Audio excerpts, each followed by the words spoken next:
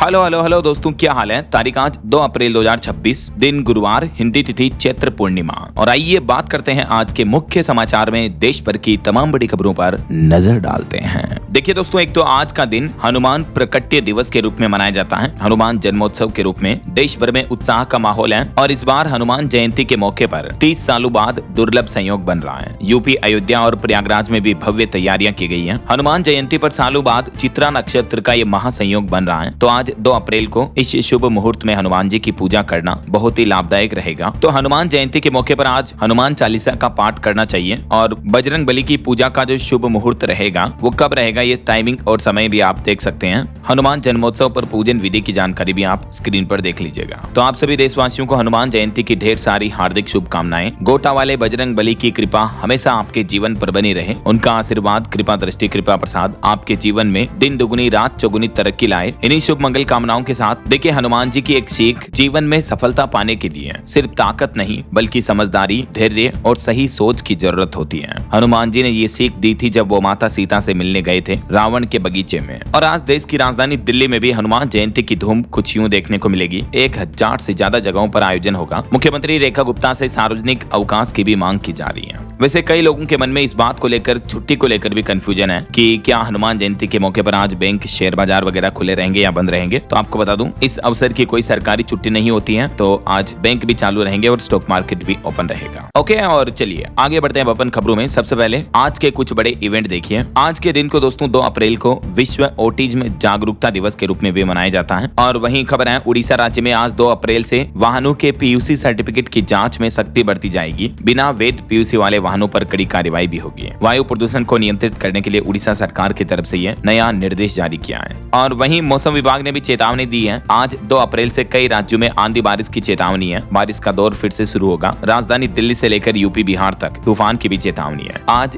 11 राज्यों में बारिश का अलर्ट है। किन किन राज्यों में मौसम विभाग की चेतावनी है आगे मैं आपको बताऊंगा, और भी पूरे मौसम समाचार विस्तार से। फिलहाल आगे बढ़ते खबरों में सबसे पहले देख लेते हैं ईरान, इजराइल, अमेरिका जंग से जुड़े कुछ बड़े अपडेट। देखिए, इस जंग को 1 महीने से भी ज्यादा समय हो चुका है और इस बीच अब ट्रंप का कहना है कि अमेरिका नाटो देशों से भी अलग हो सकता है, क्योंकि डोनाल्ड ट्रंप बोले कि जब हमें जरूरत थी तब उस वक्त नाटो देशों ने हमारी मदद नहीं की है। ये सिर्फ कागजी शेर हैं और पुतिन भी यही मानते हैं। यही वजह कि डोनाल्ड ट्रंप का कहना है कि वे नाटो से बाहर निकलने पर गंभीरता से विचार कर रहे हैं। और इस बीच देखिए, ईरान की चेतावनी के मुताबिक ईरान ने बहरीन में अमेजोन कंपनी के ऑफिस पर भी हमला किया। माइक्रोसॉफ्ट, एप्पल और गूगल जैसी टेक कंपनियां भी अब ईरान के निशाने पर हैं। डोनाल्ड ट्रंप ने कहा कि ईरान से अब डील करने की कोई जरूरत नहीं है। अब तक दोस्तों ईरान, अमेरिका, इजराइल जंग में 3200 से ज्यादा लोगों की मौतें हो चुकी हैं। और वहीं देखिए बड़ी खबर, ईरान युद्ध के बीच हमारे देश में लॉकडाउन का भी एक फेक नोटिस वायरल हुआ। सोशल मीडिया पर शेयर इस पीडीएफ को खोलने पर अप्रैल फूल निकला। क्योंकि जैसा कि आपको पता होगा, 1 अप्रैल को हर साल दुनिया भर में अप्रैल फूल दिवस के रूप में मनाया जाता है। तो बीते दिन हमारे देश में भी है लॉकडाउन के नाम से अप्रैल फूल का नोटिस वायरल हुआ।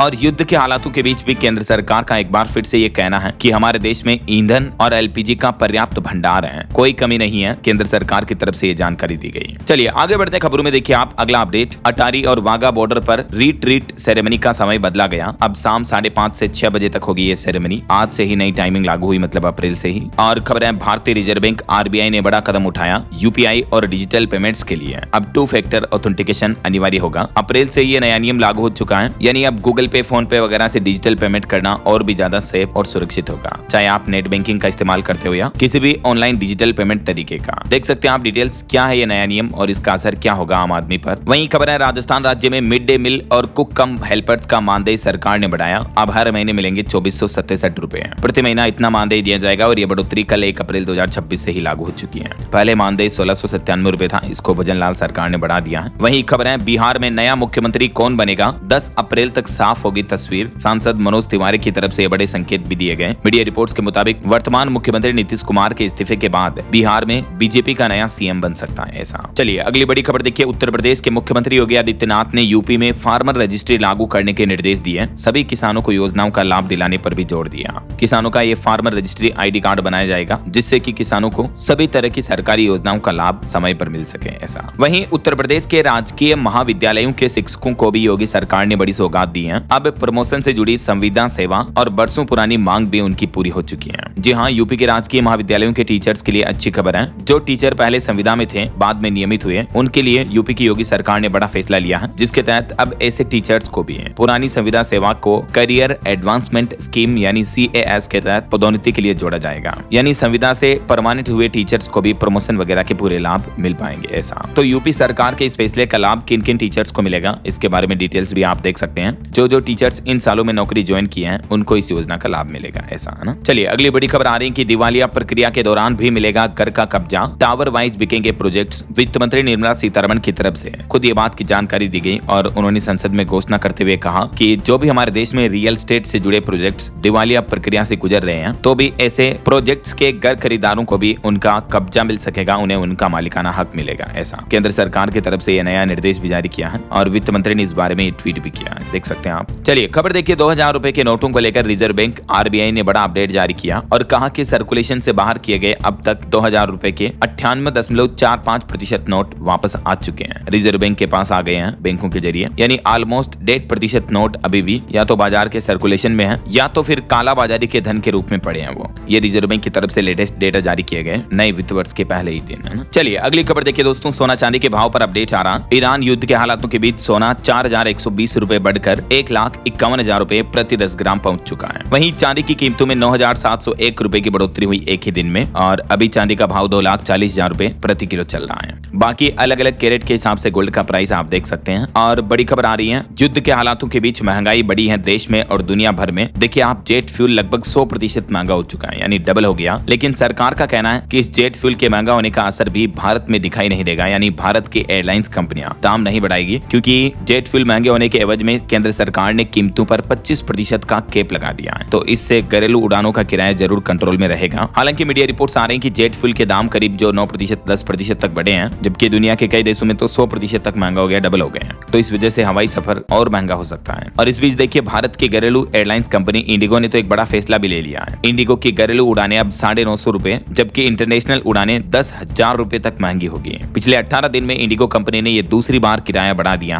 कंपनी का कहना है कि फ्यूल महंगा होने की वजह से ये एक्स्ट्रा चार्ज लिया जाएगा ग्राहकों से, कस्टमर से। तो फिर जरा सोचिए, आखिर केंद्र सरकार का वो आश्वासन कहाँ गया, जबकि एयरलाइंस कंपनियां तो अपना किराया बढ़ाने लग गई हैं, राइट। आपकी क्या राय विचार है इस मुद्दे पर, कमेंट करके बताएगा जरूर। और अच्छा, वैसे जब महंगाई की बात हो ही रही है तो आपको बता दो दोस्तों, बीते दिन LPG गैस सिलेंडर की रेटें भी बढ़ चुकी हैं। कॉमर्शियल गैस सिलेंडर 218 रुपए तक महंगा हो चुका है। जो होटल रेस्टोरेंट पर काम आता ना 19 किलो वाला सिलेंडर, तो उसकी कीमतों में लगभग 200 रुपए तक की बढ़ोतरी देखने को मिली है। इस बढ़ोतरी के बाद अलग अलग शहरों में, दिल्ली, कोलकाता, मुंबई, चेन्नई, यहाँ कॉमर्शियल गैस सिलेंडर के दाम अभी क्या चल रहे हैं आप स्क्रीन पर इस टेबल में देख सकते हैं। और बाकी जो हमारे घरों में काम आने वाला 14 किलो 200 ग्राम वाला सिलेंडर है, उसकी रेटों में कोई बढ़ोतरी नहीं की गई है। तो ये राहत की बात है कि बड़े शहरों में भी घरेलू गैस सिलेंडर के दाम जो है वो नहीं बढ़ेंगे, ऐसा है ना। और अगली खबर देखिए दोस्तों, GST पर एक रिपोर्ट सामने आ रही कि सरकार ने बीते महीने मार्च में 2 लाख करोड़ रुपए का GST टैक्स वसूला, जो कि पिछले 10 महीनों में सबसे ज्यादा बढ़ोतरी देखने को मिली है सरकार की GST से इनकम के मामले में। वित्त वर्ष 2025-26 में, यानी पिछले पूरे फाइनेंशियल ईयर में 22 लाख करोड़ से ज्यादा का कलेक्शन हुआ GST टैक्स के जरिए। तो अभी तो नया वित्त वर्ष शुरू हो चुका है 1 अप्रैल से ही, उससे पहले केंद्र सरकार की तरफ से ये आंकड़े जारी किए गए। और चलिए अगली बड़ी खबर देखिए, सुप्रीम कोर्ट ने पश्चिम बंगाल में 60 लाख से 47 लाख आपत्तियां निपट जाने पर जताया संतोष। बंगाल चुनाव से पहले SIR मुद्दे को लेकर ये काफी कंट्रोवर्सी देखने को मिल रही है। देखिए रिपोर्ट सामने आ रही है कि बंगाल SIR मामले में 60 लाख में से 47 लाख आपत्तियां निपट चुकी हैं और सुप्रीम कोर्ट ने यह भी कहा कि 7 अप्रैल तक, यानी ये जो 7 तारीख आ रही है, इससे पहले सब कुछ निपटारा हो जाएगा। ट्रिब्यूनल गलत तरीके से जोड़े हटाए नामों को सुधारेंगे। वहीं पॉलिटिक्स से कुछ और अपडेट देखिए आप। बीते दिन केंद्र सरकार ने संसद भवन में इस प्रस्ताव को मंजूरी दे दी है। अमरावती को आंध्र प्रदेश राज्य की ऑफिशियल राजधानी बनाने वाला बिल पास हुआ। लोकसभा में विदेशी अंशदान संशोधन विधेयक पर हंगामा भी हुआ। FCRA बिल वापस लो, इसके नारे भी लगाए विपक्षी सांसदों ने। लेकिन आखिरकार अमरावती को अब ऑफिशियली आंध्र प्रदेश की राजधानी के रूप में मान्यता मिलेगी जल्द ही, क्योंकि यह विधेयक लोकसभा सदन से पारित भी हो चुका है। चलिए बड़ी खबर देखिए दोस्तों, देश के जाने माने उद्योगपति अनिल अंबानी के खिलाफ CBI ने एक और नया केस दर्ज किया। अब उन पर आरोप है जो सरकारी जीवन बीमा कंपनी है LIC, उससे अनिल अंबानी ने 3750 करोड़ रुपए का फ्रॉड किया। तो इसी आरोप के सिलसिले में CBI ने उन पर नया केस दर्ज किया है। बताया जा रहा है कि उन्होंने झूठी जानकारी देकर निवेश करवाया, यानी ऑफिशियली LIC कंपनी को उन्होंने 3750 करोड़ का नुकसान पहुंचाया। तो उन पर यह आरोप लगे और CBI ने चौथा केस दर्ज किया उनके खिलाफ। ऐसा चलिए अगली बड़ी खबर देखिए, टेक कंपनी ओरेकल ने 30,000 कर्मचारियों को जॉब से निकाल दिया। इनमें 12,000 कर्मचारी तो भारतीय हैं। बस अचानक सुबह मेल करके लिखा कि आज आपका लास्ट वर्किंग डे है। देखिए आखिर टेक कंपनियां किस तरह से फायरिंग कर रही हैं। दुनिया के 6ठे सबसे अमीर कारोबारी लेरी एलिसन की ये टेक कंपनी है ओरेकल। और देखिए इस कंपनी ने करीब 30,000 से भी ज्यादा कर्मचारियों को जॉब से निकाल दिया। मीडिया रिपोर्ट्स के मुताबिक कंपनी अगले महीने में छटनी का दूसरा दौर भी शुरू कर सकती है, यानी और भी कर्मचारियों को बाहर निकाल सकती है। और इतनी जॉब्स ले ऑफ पर एक्सपर्ट्स का यह दावा है कि एआई यानी आर्टिफिशियल इंटेलिजेंस की वजह से कर्मचारियों को बाहर निकाल रही है दुनिया की दिग्गज टेक कंपनियां। देखिए जरा, समय के साथ साथ हमें भी अपडेट होने की कितनी जरूरत होती है, इस बात का अंदाजा आप लगा सकते हैं इन रिपोर्ट से। और वहीं देखिए दोस्तों, एक बड़ी दुख भरी खबर, बीते दिन एक बड़ी दुर्घटना हो गई। नागपुर मुंबई एक्सप्रेसवे पर एक ट्रक और सवारी टेम्पो के बीच टक्कर हो गई, जिसमें 8 महिलाओं की मौत हो गई, 3 लोग गंभीर रूप से घायल हो गए। हालांकि ट्रक चालक को गिरफ्तार कर लिया है, लेकिन बड़ी जनहानि देखने को मिली इस हादसे में। एक मृतक की तो अभी तक पहचान भी नहीं हो पाई है। देखिए जरा, ईश्वर इन मरने वालों की आत्मा को शांति दे। और चलिए अगली खबर देखिए, राजधानी दिल्ली में इलेक्ट्रिक वाहन नीति अगले 3 महीने तक के लिए बढ़ा दी है। रेखा गुप्ता सरकार ने घोषणा की और कहा कि जल्द ही लागू होगी ईवी पॉलिसी 2.0 भी। दिल्ली में मौजूदा इलेक्ट्रिक वाहनों की नीति को सरकार ने ये 3 महीने तक और बढ़ा दिया है, तो इससे राजधानी वासियों को इलेक्ट्रिक वाहनों पर सब्सिडी मिलना जारी रहेगी। ऐसा चलिए अगली खबर देखिए, एक और नया आदेश जारी हुआ। उत्तर प्रदेश में अब शादी का रजिस्ट्रेशन कराने पर आधार कार्ड का सत्यापन अनिवार्य होगा। इससे फर्जीवाड़े पर लगाम लगेगी। मैरिज सर्टिफिकेट बनवाना हो या शादी का पंजीकरण करवाना हो, अब आपको आधार कार्ड देना होगा वित्त उदय के ऑफिशियल पोर्टल पर वेरिफिकेशन के साथ में। फर्जीवाड़े को रोक लगाने के लिए निबंधन विभाग की तरफ से नया आदेश जारी किया है यूपी में। नए वित्त वर्ष 1 अप्रैल से यह नया नियम लागू हो चुका है। ऐसा और वहीं खबर देखिए, प्रधानमंत्री नरेंद्र मोदी ने बीते दिन असम राज्य का दौरा किया और यहाँ अपने संबोधन में प्रधानमंत्री बोले कि कांग्रेस के राजकुमार की हार की सेंचुरी पक्की है।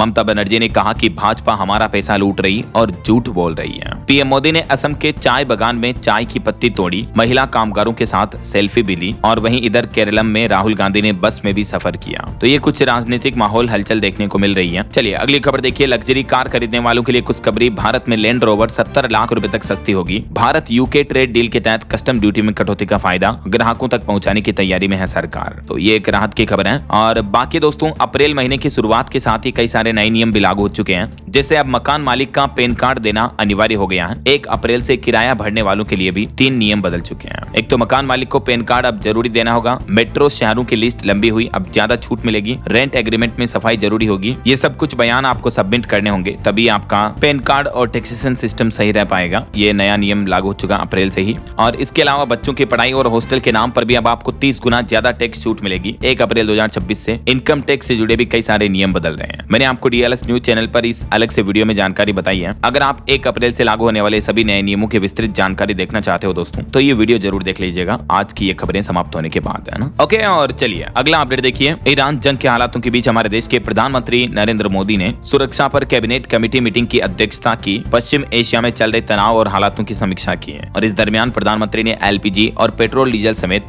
जरूरी सामानों पर भी चर्चा की है। अभी जो दुनिया भर में संकट का माहौल चल रहा है दोस्तों, इसके लिए केंद्र सरकार ने एक सीसीएस यानी कैबिनेट कमेटी ऑन सिक्योरिटी का गठन किया है। इसके सदस्य कौन कौन है और इस कमेटी का मुख्य काम क्या है, इस बारे में भी जानकारी आप देख सकते हैं। चलिए अगली खबर देखिए। जनगणना 2026-27 की शुरुआत हो चुकी है, इसी महीने अप्रैल से है। प्रधानमंत्री नरेंद्र मोदी ने भी खुद अपना ऑनलाइन फॉर्म भरा। कुल 33 सवाल पूछे जाएंगे आपसे। मोबाइल में एफएम का मतलब रेडियो है। लिव इन कपल शादीशुदा माना जाएगा। मैंने आपको कल ही ये लिस्ट बताई थी कि इन सभी 33 सवालों के जवाब आपको देने होंगे और पहले 15 दिन पोर्टल पर जानकारी आप खुद अपडेट कर सकेंगे। उसके बाद जो आपके घर पर जनगणना कर्मी आएंगे उनके द्वारा जानकारी फिल की जाएगी, अगर आप ऑनलाइन अपडेट नहीं करते हो तो। चलिए अगला अपडेट देखिए। भारत में बेरोजगारी पर एक रिपोर्ट सामने आ रही है। PLFS के सर्वे के मुताबिक दावा किया जा रहा है कि हमारे देश में बेरोजगारी घट रही है। अभी 61 करोड़ से ज्यादा लोगों के पास कुछ न कुछ काम है। महिलाओं का इंक्रीमेंट पुरुषों से भी ज्यादा बढ़ा है, लेकिन कुल वेतन 31% तक कम मिल रहा है। मतलब जॉब्स तो अच्छी खासी बढ़ रही है।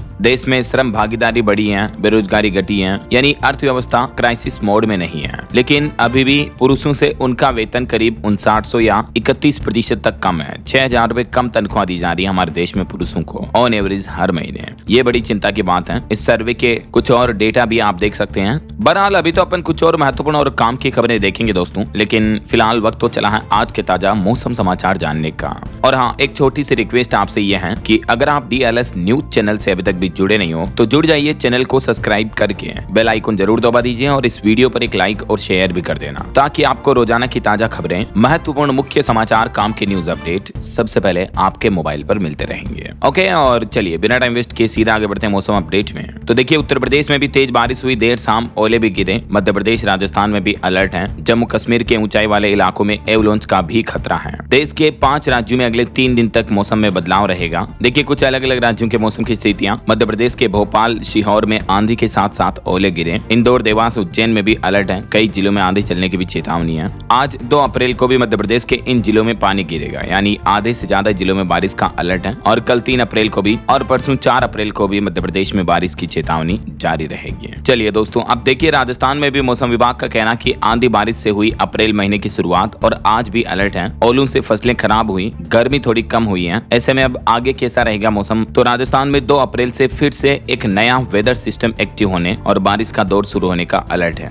पिछले 24 घंटों में भी दोस्तों राजस्थान में 10 से ज्यादा जिलों में बारिश देखने को मिली है। आज 2 अप्रैल को जैसलमेर, जोधपुर, बाड़मेर इन 3 जिलों में येलो अलर्ट है और कल 3 अप्रैल को तो आधे से ज्यादा राजस्थान में चेतावनी है। परसों 4 अप्रैल को भी राजस्थान के पूर्वी हिस्से और उत्तरी हिस्से में इन जिलों में बारिश का अलर्ट रहेगा ना। और चलिए राजस्थान के बाद अब देखिए उत्तर प्रदेश में भी राजधानी लखनऊ समेत 20 शहरों में बारिश देखने को मिल रही है। फर्रुखाबाद में तो ओले भी गिरे। 40 जिलों में अलर्ट है। किसान भाई लोग बोले कि फसलें गिरकर खराब हुई, अब हम क्या करें। तेज और आंधी बेमौसम बारिश में किसानों की फसलों को भारी नुकसान पहुंचा। ये देख सकते हैं आप, गेहूं वगैरह की फसलें हालत क्या हो गई जब किसान भाई लोग अपनी कुछ फसलों को काट रहे हैं। इस बीच बारिश और ओले गिरते हैं तो भारी नुकसान पहुंचता फसलों को। पिछले 15 दिन में उत्तर प्रदेश में तकरीबन 15,000 से भी ज्यादा किसानों की फसलें खराब हुई हैं। वहीं दोस्तों अब अगले 3 दिन उत्तर प्रदेश में मौसम का हाल कैसा रहेगा 2, 3, 4 अप्रैल तक देख सकते हैं आप। पश्चिमी उत्तर प्रदेश में गरज चमक के साथ बारिश का सिलसिला आपको देखने को मिलेगा और किसानों की फसलों को हुए नुकसान को लेकर मुख्यमंत्री योगी आदित्यनाथ का कहना है अफसरों से कि जल्द से जल्द सर्वे करें और किसानों को मुआवजा दें ऐसा। और हरियाणा में भी देखिए 7 जिलों में गेहूं और सरसों की फसलें बर्बाद हुई। ओले गिरने से 100 से ज्यादा गाँव में नुकसान पहुंचा। 2 दिन बाद फिर से अलर्ट है हरियाणा में भी। हिसार, सिरसा, फतेहाबाद, रेवाड़ी, भिवानी समेत कई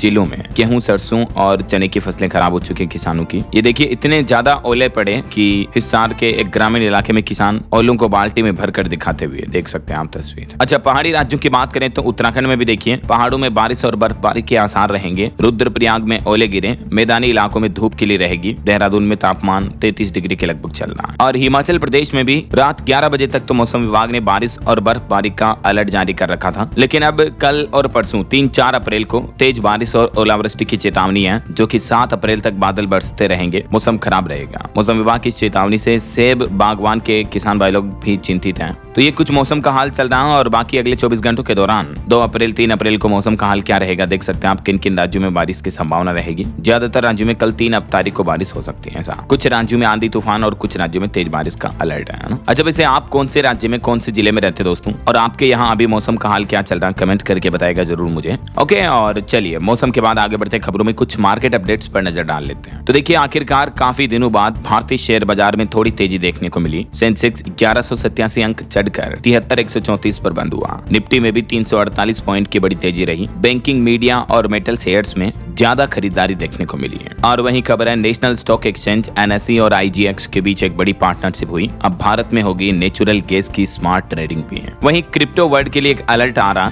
गूगल ने एक स्टडी में दावा किया और कहा कि उम्मीद से जल्दी इंक्रिप्शन तोड़ सकते हैं क्वांटम कंप्यूटर। ये पहले की सोच से कहीं कम पावर का इस्तेमाल करके मॉडर्न इंक्रिप्शन को तोड़ सकते हैं। तो इससे कहीं न कहीं क्रिप्टो करेंसी आने वाले समय में उतनी सिक्योर नहीं रहेगी जैसा अभी है ना ब्लॉकचेन टेक्नोलॉजी पर। वैसे चलिए आगे बढ़ते खबरों में देखिए आप अगला अपडेट। स्टूडेंट्स, छात्र छात्राओं के लिए बड़ा अपडेट आ रहा कि गणित के साथ अब स्कूलों में बच्चे AI और कंप्यूटेशनल थिंकिंग भी पढ़ेंगे। देश के शिक्षा मंत्री ने CBSE और NCERT दोनों को निर्देश दिया और कहा कि इस तरह का नया सिलेबस, नया पाठ्यक्रम तैयार करें नए सत्र से ही। ऐसा 6ठी से 8वीं तक की क्लास में कोडिंग और रोबोटिक्स पर भी ध्यान दिया जाएगा और 3री से 5वीं तक की क्लास में AI जैसे जुड़े चैप्टर्स भी बच्चों को पढ़ाने होंगे ऐसा। और बॉलीवुड से खबर आ रही है, फिल्म धुरंधर 2 ने 13 दिनों में वर्ल्ड वाइड कमाए 1435 करोड़ रुपए और चौथी हाईएस्ट इंडियन क्रॉसिंग फिल्म बन चुकी है ये। और एक चौंकाने वाली रिपोर्ट सामने आ रही है AI को लेकर। देखिए आप, रिसर्च के मुताबिक इंसानों से 50% ज्यादा चापलूस है AI। चापलूसी करने वाली AI रोमांस और डेटिंग की दुनिया को भी बदल रही है। यहाँ तक कि यह रिपोर्ट खुद एक साइंस पत्रिका में प्रकाशित की गई है कि इंसानों से भी ज्यादा 50% चापलूस है आर्टिफिशियल इंटेलिजेंस। देखिए जरा। वहीं ईरान के हमलों के चलते भारत समेत दुनिया भर में इंटरनेट भी ठप होने का खतरा मंडरा रहा। और खबर है, राष्ट्रीय सुरक्षा को लेकर दिल्ली सरकार ने एक बड़ा फैसला फैसला लिया, राजधानी की सड़कों से हटेंगे लगभग 1.5 लाख चाइना के सीसीटीवी कैमरे हैं, बल्कि इनकी जगह हमारे मेड इन इंडिया कैमरे लगाए जाएंगे। दिल्ली के पीडब्ल्यू मंत्री प्रवेश वर्मा की तरफ से बताया गया। और यूपी इलाहाबाद हाईकोर्ट की एक सख्त टिप्पणी देखिए दोस्तों, सार्वजनिक व्यवस्था को खतरे में डालकर नहीं पढ़ी जा सकती है नमाज। सार्वजनिक जगहों पर नमाज पढ़ने को लेकर उत्तर प्रदेश इलाहाबाद हाईकोर्ट की तरफ से यह महत्वपूर्ण फैसला सुनाया गया। और बिहार में देखिए जमीन मालिकों के लिए खुशखबरी, बिहार सरकार ने FIFO सर्विस को 30 जून तक के लिए बंद कर दिया है। राजस्व एवं भूमि सुधार विभाग की तरफ से 30 जून तक के लिए FIFO को स्थगित कर दिया है, जिसका फुल फॉर्म है फर्स्ट इन फर्स्ट आउट। तो ये सिस्टम फिलहाल लागू नहीं होगा। और दूसरा, अब 24 घंटे के अंदर मृत्यु प्रमाण पत्र देंगे पंचायत सचिव भी। बिहार सरकार ने यह भी नया निर्देश दिया। वहीं बिहार के सचिवालय में अधिकारियों के प्रमोशन का नियम भी बदला गया। 4 से कम अंक अगर कर्मचारियों को मिले तो नौकरी भी जा सकती है। देख सकते हैं आप डिटेल्स इसके बारे में भी। और बड़ी खबर आ रही, बिहार के 8000 से ज्यादा पैक्सों और 532 व्यापार मंडलों में गेहूं की MSP पर खरीद शुरू हुई। 2585 रुपए MSP प्राइस तय किया गया इस बार। रेलवे से खबर आ रही दोस्तों, झारखंड से मुंबई और अजमेर का सफर अब आसान होगा। रेलवे ने चलाई 2 नई समर स्पेशल ट्रेनें भी। वहीं खबर है, हिमाचल प्रदेश में 1 लाख परिवारों को 300 यूनिट फ्री बिजली मिलेगी। आखिर ऐसे परिवारों का चयन कैसे होगा? प्रति राशन कार्ड 2 मीटर पर ही सब्सिडी मिल पाएगी। तो देखिए, हिमाचल प्रदेश में बिजली की दर राज्य विद्युत नियामक आयोग की ओर से जारी होने के बाद उपभोक्ताओं को मिलने वाली सब्सिडी पर भी सरकार ने स्पष्टीकरण दिया और ये कहा कि प्रति राशन कार्ड 2 मीटरों पर 125 यूनिट फ्री बिजली मिलेगी। कैसे होगा सब्सिडी वाले मीटरों का चयन और किन किन लोगों को फायदा मिलेगा, क्या फॉर्म वगैरह भरना पड़ेगा, इसकी डिटेल्स भी आप देख सकते हैं स्क्रीन पर, है ना। चलिए खबर आ रही दोस्तों, राजधानी दिल्ली में 45,000 से ज्यादा राशन कार्ड रद्द किए गए। अब AI के जरिए होगी फर्जी राशन कार्ड लाभार्थियों की पहचान भी है, देखिए जरा।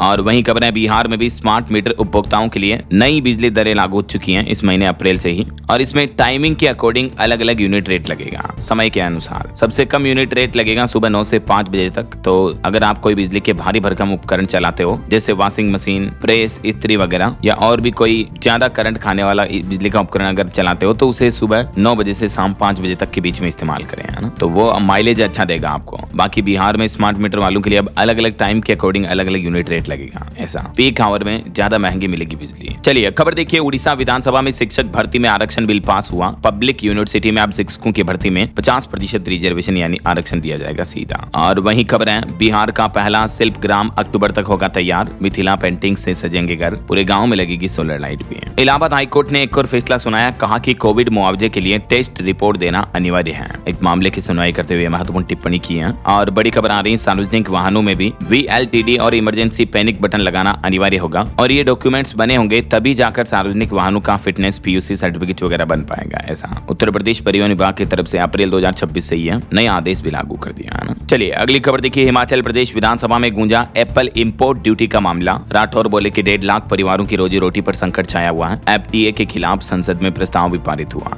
FTA यानी फ्री ट्रेड एग्रीमेंट जो अमेरिका के साथ हाल ही में भारत ने किया था, तो इसको लेकर असम के सेब कारोबारी सेब व्यापारी खुश नहीं है। ऐसा चलिए अगली खबर देखिए दोस्तों, हरियाणा के छात्रों के लिए जरूरी अपडेट है। अब मान्य नहीं होंगे BC EWS के पुराने सर्टिफिकेट, नए प्रमाण पत्र बनवाना अनिवार्य होगा। 1 अप्रैल से नए प्रमाण पत्र जरूरी होंगे। ऐसा और वहीं राजधानी दिल्ली में भी कचरा अलग अलग करने के नए नियम अप्रैल से लागू हो चुके हैं। एक दिन छोड़कर अब कचरे का संग्रहण होगा। इन नियमों के बारे में कुछ डिटेल जानकारी आप देख सकते हैं। और छोटे कारोबारियों के लिए अच्छी खबर देखिए, सरकार ने हटाया 10 लाख का एक्सपोर्ट कैप। नए नियम भी अप्रैल से लागू हुए, मैंने आपको बताया था कल ही डिटेल। ईरान जंग क्राइसिस के बीच सरकार ने ये राहत दी है। वहीं खबर है दोस्तों, नासा का आर्टेमिस मिशन सेकंड आज 2 अप्रैल को लॉन्च हो चुका है। 50 साल बाद इंसान फिर से चांद की ओर बढ़ रहा है। अमेरिकी अंतरिक्ष एजेंसी नासा का ये नया मिशन 10 दिन तक चलेगा, जिसमें 4 अंतरिक्ष यात्री चंद्रमा के काफी नजदीक कक्षा में जाएंगे। चलिए खबर है, पश्चिम एशिया में बड़ा तनाव। बहरीन में अमेजोन के डेटा सेंटर पर ईरान ने मिसाइल अटैक किया और इससे बैंकिंग सिस्टम भी ठप हुआ। वहीं अमेरिकी राष्ट्रपति डोनाल्ड ट्रंप के सीजफायर वाले दावे को ईरान ने नकारा। सैयद अब्बास आरागची बोले कि पूरा मुआवजा मिलने तक जारी रहेगी जंग। इधर रूस ने भी खारिज किया ईस्टर पर यूक्रेन का युद्ध विराम का प्रस्ताव। कहा कि यह केवल प्रचार की चाल है, रूस यूक्रेन जंग भी मतलब रुकने वाली नहीं है। चलिए खबर आ रही है, महाराष्ट्र राज्य में लाड़की बहन योजना के 68 लाख खाते बंद किए गए।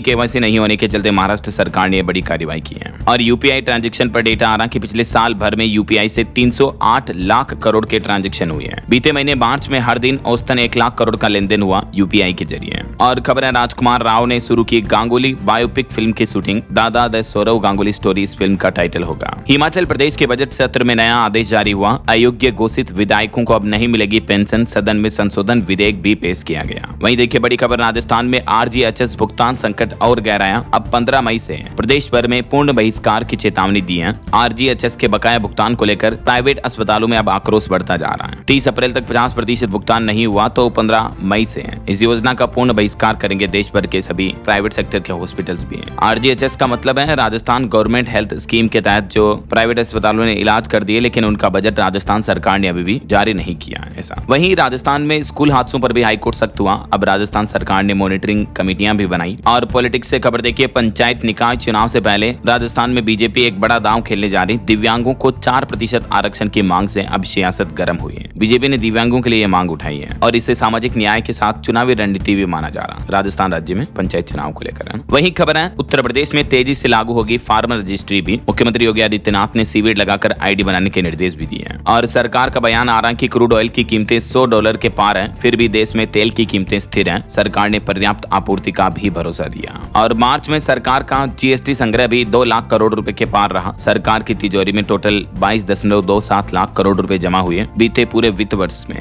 मैंने आपको डेटा बताए थे। और दोस्तों, युद्ध के हालातों पर एक रिपोर्ट तो ये सामने आ रही कि भारत पर जल्द ही दिख सकता है वैश्विक तनाव का असर। विकास दर अनुमान में 1% तक की कटौती की संभावना है। ऐसा चलिए खेल समाचार से खबर देखिए, दिल्ली ने लखनऊ को लगातार 5वां आईपीएल मैच हराया। इकाना स्टेडियम में 6 विकेट से जीते। वहीं खबर है, भारत जुलाई में जिम्बाब्वे का दौरा करेगा। 23 तारीख से 3 T20 मैच खेले जाएंगे। चलिए अगला अपडेट देखिए, मध्य प्रदेश में औद्योगिक क्षेत्रों के पास बसेंगे श्रमिक। 5000 सस्ते मकानों का ऐलान किया। पेंशनर्स को भी बड़ी राहत दी है। नगरीय विकास मंत्री कैलाश विजयवर्गीय की अध्यक्षता में हुई बैठक में यह निर्णय लिया गया। और मध्य प्रदेश के 50 लाख श्रमिकों के लिए भी खुशखबरी है। वेतन में थोड़ी सी बढ़ोतरी की हालांकि सरकार ने 234 रुपए हर महीने ज्यादा मिलेंगे। इसी महीने अप्रैल से यह आदेश तुरंत प्रभाव से लागू होगा। देख सकते हैं आप पहले और अब मासिक वेतन कितना था अर्धकुशल, अकुशल, सकुशल श्रमिकों के लिए। डिटेल्स भी वहीं खबर है, हरियाणा में भी जमीन, मकान और दुकान खरीदना महंगा हुआ। अब नए कलेक्टेड रेट लागू हो चुके हैं, तो हरियाणा में प्रॉपर्टी बाय करना, सेल करना महंगा पड़ेगा। ऐसा चलिए कुछ एजुकेशनल अपडेट्स देख लेते हैं फटाफट से। देखिए आप, 6 अप्रैल से बदलेगा स्कूलों का टाइम। बिहार के 80,000 सरकारी स्कूलों के अंतर्गत मॉर्निंग टाइम शुरू होने जा रहा। बच्चों और शिक्षकों के लिए नया शेड्यूल जारी होगा, क्योंकि अभी क्या कि एक्चुअली गर्मी का सीजन आ चुका है। यही वजह कि अब ये नया टाइम टेबल शुरू होगा बिहार के सभी विद्यालयों में।